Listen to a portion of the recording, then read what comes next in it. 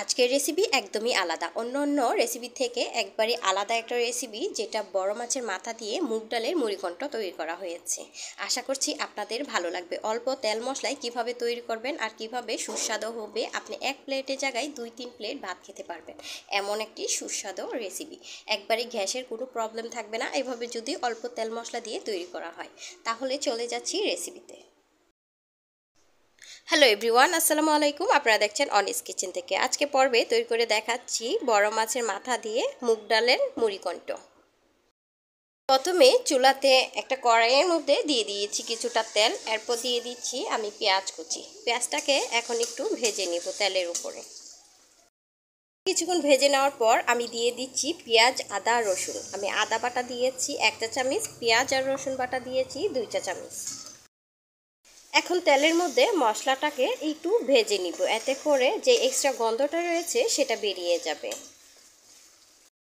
মশলাগুলো কিছুক্ষণ তেলের উপরে ভেজে নিয়েছি, এখন একটু কালারটাও চেঞ্জ হয়ে আসছে। আর এই পর্যায়ে আমি দিয়ে দিচ্ছি হলুদের গুঁড়া 1.5 চা চামচ, মরিচের গুঁড়া 2 চা চামচ, আর নিয়েছি ধনিয়ার গুঁড়া 1 চা চামচ, লবণ দিয়েছি 1 চা চামচ।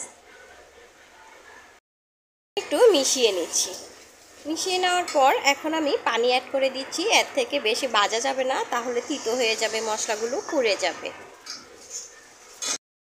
দিয়ে দিচ্ছি তেজপাতা। অনেকে আছে তেজপাতা খায় না, তারা চাইলে এটা স্কিপ করতে পারেন, এটা অপশনাল, দিলেও হবে না দিলেও চলবে।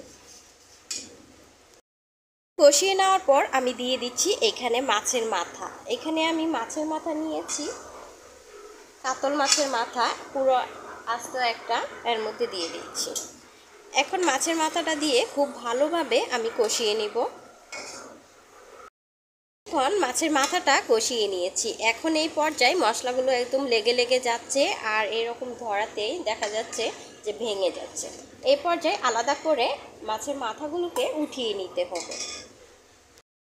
মাছের মাথা আলাদা করে উঠিয়ে নেওয়ার পর এখানে দিয়ে দিচ্ছি মুগ ডাল। মুগ ডাল আমি প্রথমে একটু ভেজে নিয়েছি, ভেজে খুব ভালো করে ধুয়ে আমি 1 ঘন্টার জন্য ভিজিয়ে রেখে দিয়েছিলাম। এতে করে যেটা হবে, আপনার রান্নার সময়টা কম লাগবে আর দ্রুত ডালটা ফুটে যাবে। মশলার সাথে ডালটাকেও কিছুক্ষণ কষিয়ে নিব। কিছুক্ষণ ডালটাকেও কষিয়ে নিয়েছি। এই পর্যায়ে পানি একবারে শুকিয়ে গিয়েছে। এখন আমি পানিটা অ্যাড করে দিচ্ছি। আর আমার ডাল এখানে আছে 250 গ্রাম, আর পানিটা অ্যাড করবেন আপনারা আপনাদের আন্দাজ মতো। খুব ভালো করে নাড়াচাড়া করে দিচ্ছি। ঢাকনা দিয়ে ঢেকে আমি বলক দিয়ে নিচ্ছি। পর্যায়ে ডালটা বলক চলে আসছে। ভালো করে বলক আসার পর আমি মাছের মাথাগুলো দিয়ে দিচ্ছি। মাথা দিয়ে দেওয়ার পর আমি দিয়ে দিচ্ছি কাঁচামরিচ, আস্ত কাঁচামরিচ। পর্যায়ে এসে লবণটা চেক দিয়ে তারপর লবণ অ্যাড করে দিতে হবে যদি আপনার লবণটা প্রয়োজন হয়। আমি আবারও 1 চা চামচ লবণ দিয়েছি। এর সাথে দিয়ে দিচ্ছি ভাজা জিরার গুঁড়া 1 চা চামচ। এখন খুব ভালো করে একটু নাড়াচাড়া করে দিচ্ছি। নাড়াচাড়া করার পর আবারও ঢেকে আমি আবারও কিছুক্ষণ রান্না করে নিচ্ছি। রান্না করে নিয়েছি।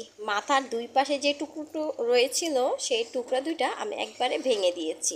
মুড়িঘণ্ট মানেই একবারে ভেঙে মিশিয়ে নেওয়া। আর মাথাটা আস্তই রেখেছি, এর মধ্যে যে মজকটা রয়েছে এটা আর গলে যাবে না ডালের সঙ্গে। এই পর্যায়ে আমার রান্নাটা হয়ে গিয়েছে, আমি চুলাটা বন্ধ করে নামিয়ে নেব। এইখানে যে পানিটা রয়েছে ভাবছেন, এটা যখন ঠান্ডা হবে তখন মুড়িঘণ্টটা অনেকটাই ঘন হয়ে যাবে।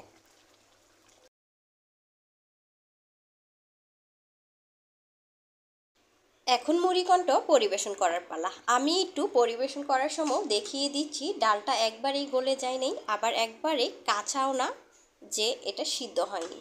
খুব সুন্দরভাবে সিদ্ধ হয়েছে আর অনেকটা মোলায়েম হয়েছে।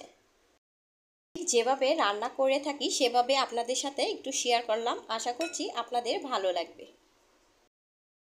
আজকের মুড়িঘণ্ট রান্না যদি আপনাদের ভালো লেগে থাকে তাহলে আমার চ্যানেলটিকে লাইক, কমেন্ট, শেয়ার আর সাবস্ক্রাইব করে রাখবেন। আজকে এখানেই বিদায় নিচ্ছি। সবাই ভালো থাকবেন, সুস্থ থাকবেন। আল্লাহ হাফেজ।